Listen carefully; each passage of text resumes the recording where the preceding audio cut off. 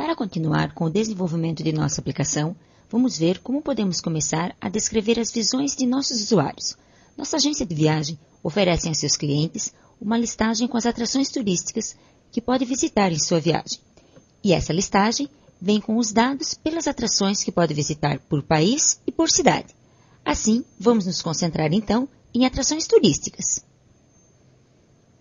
Vamos administrar então o nome da atração turística, o nome do país e da cidade a qual pertence, uma imagem da atração turística e da agência. Nos interessa categorizar as atrações, verdade? Saber se correspondem a monumentos ou a museus, entretenimentos. A pergunta, então, é como podemos descrever objetivamente essas visões? Resposta: mediante atributos e objetos genéricos do tipo transação. Os atributos são um marco de referência, sobre o qual vamos fazer as descrições. O significado de cada atributo é dado pelo seu nome. Isso significa que, para os genéricos, o nome dos atributos tem fundamental importância. O mesmo atributo deverá sempre ter o mesmo nome, em cada lugar onde apareça. Se tiver dois atributos diferentes, não vão poder ter o mesmo nome. Estas visões que expressam aos usuários são as que correspondem para manipular os dados, para ingressar, modificar ou eliminar, e são as que representam em genéricos através do objeto do tipo transação. Quais vão ser os atributos que vão estar presentes nesta transação que corresponde às atrações turísticas? Vamos ter o identificador da atração, com o nome, a categoria a qual corresponde, se é um monumento, uma atração de entretenimento, um museu, uma imagem. Vamos ter ainda os dados do país e os dados da cidade a qual pertence essa atração turística. Vamos ver diretamente em genéricos como é a definição desta transação, a definição destes atributos. E vamos ir complementando com mais conceitos. Voltamos aos genéricos e vamos definir uma transação. Para definir um objeto genéricos, a primeira coisa que temos que fazer é nos situarmos. Irmos na pasta na qual queremos que esse objeto pertença.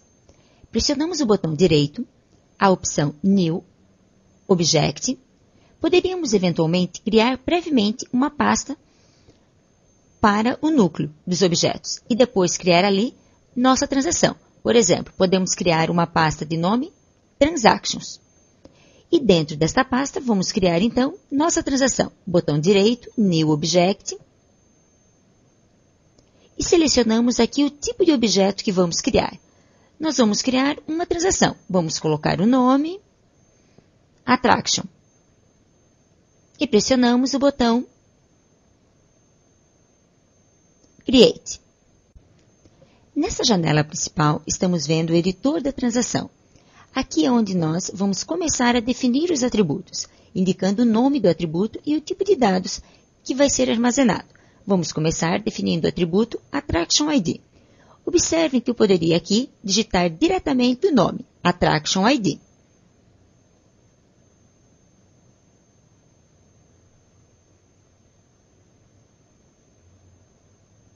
E defini-lo como numérico de 4.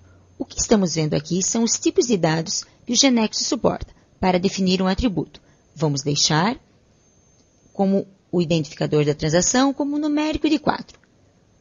Vamos pressionar Enter e vamos passar a definir o segundo atributo.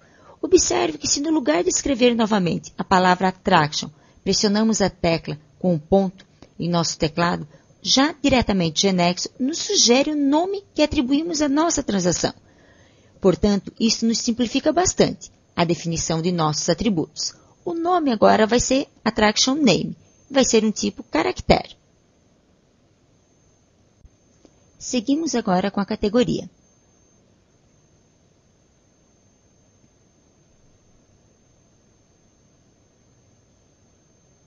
Vamos definir também como um numérico de 4. Vamos continuar agora definindo a descrição da categoria. Observem que se eu pressionar as aspas, automaticamente vai me oferecer Attraction Category. Simplesmente o que eu faço é agregar Description. E vai ser do tipo Character. Vamos definir país, Country ID.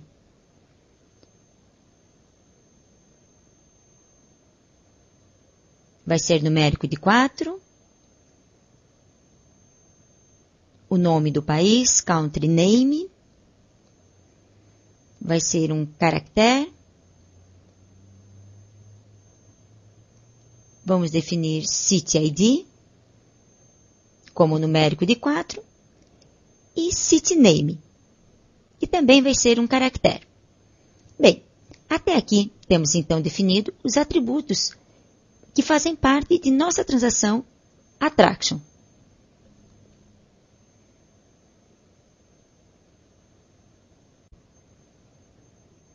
Para que essa transação e a definição desses atributos fique integrado à nossa base de conhecimento, o que nós temos que fazer é pressionar esse disquete e salvar nossa transação. No momento que gravamos a estrutura desta transação, podemos visualizar como vai ficar sua tela, através desta aba que temos aqui embaixo.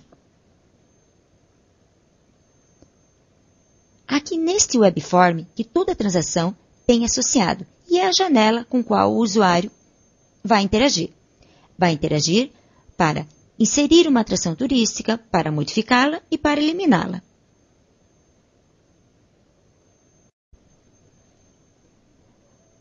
Até agora, nós não falamos em nenhum momento a palavra tabela, certo? Sempre estivemos falando em termos das transações.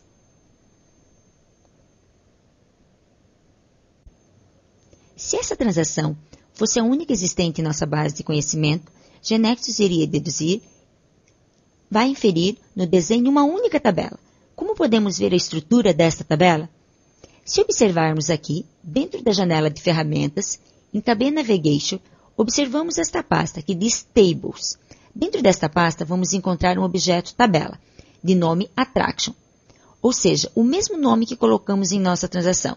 Se fizermos um double clique, vamos estar visualizando dentro desta janela principal e vemos sua estrutura, que coincide exatamente com a da nossa transação.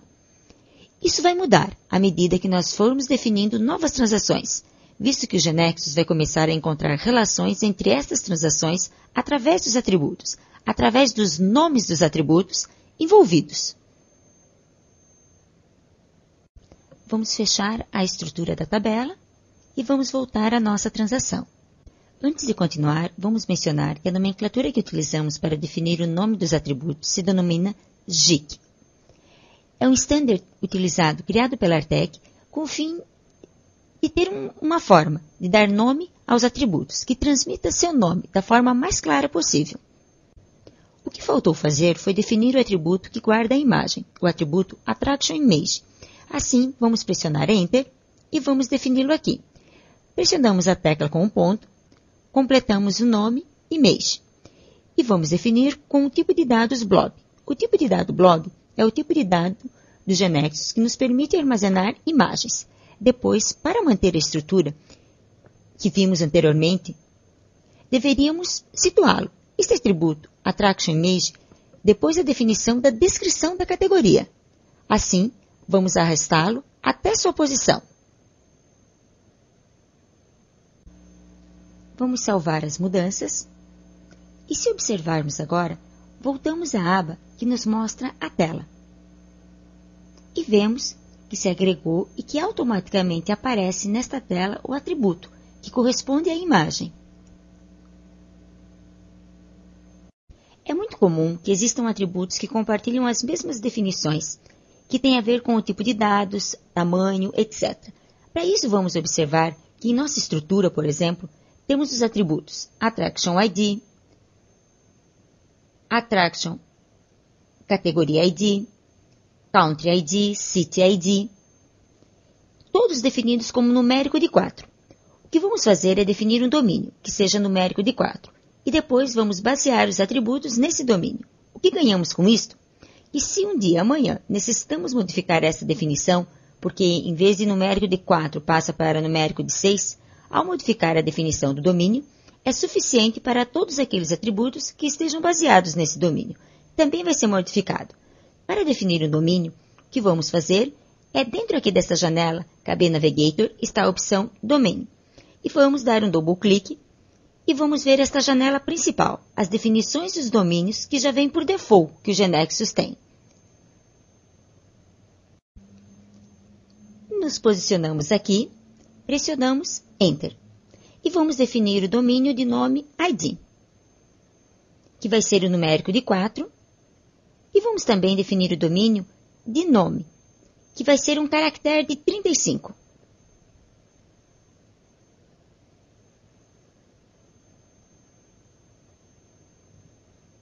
Se agora voltarmos à transação, vamos ver que podemos definir agora o atributo Attraction ID baseado no domínio, certo?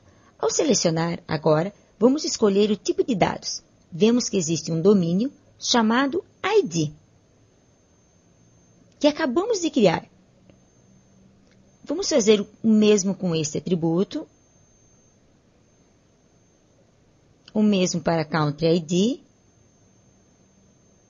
e o mesmo para City ID. Depois, vamos ver com os nomes. Attraction Name, vamos baseá-lo no domínio Name que criamos, a descrição da categoria, o mesmo para o nome do país e para o nome da cidade.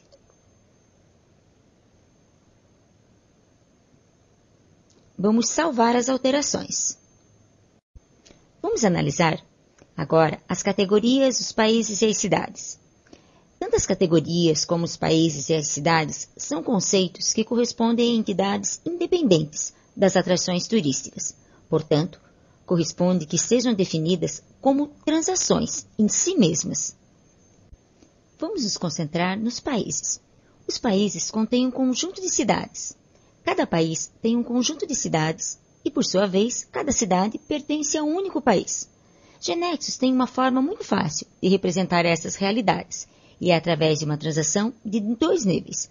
Portanto, vamos criar agora a transação países e vamos representar, através de uma transação de 2 níveis, essa relação, que vai implicar que um país pode conter várias cidades e que, por sua vez, uma cidade pertença a um único país. Para criar nossa nova transação, nos posicionamos aqui, dentro da janela KB Navigator, na pasta Transactions, porque aqui estamos criando os objetos do tipo transação.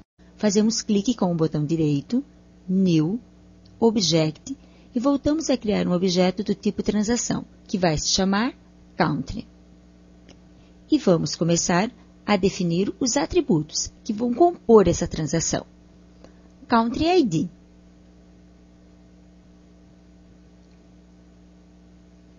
Automaticamente, está mostrando o tipo de dados e a descrição. Isso acontece por quê? Bem, porque o atributo Country ID já foi definido quando criamos a transação Attraction. Portanto, são atributos que já pertencem à base de conhecimento. Country Name. E vamos definir também o atributo Country Flag, para levar a bandeira de cada país. Como já sabemos, vamos definir como um tipo de dados blob, que nos vai permitir armazenar as imagens. Até aqui, temos definido o que é o primeiro nível, o cabeçalho dessa transação Country. Necessitamos agora definir o segundo nível, que é o que vai permitir armazenar as cidades. E desta forma, estamos representando que cada país contém várias cidades e que, por sua vez, uma cidade pertence a um único país. Como fazemos para agregar este segundo nível? Nos posicionamos no último campo, botão direito, Insert Level. Dessa forma, estamos agregando um segundo nível a essa transação que estamos definindo. Esse segundo nível vai ser composto pelos atributos City ID e City Name.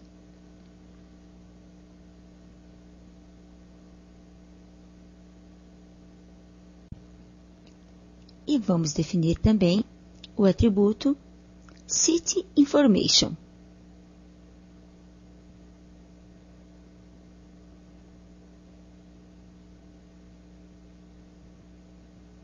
Que vai ser do tipo varchar de 200. Salvamos as alterações.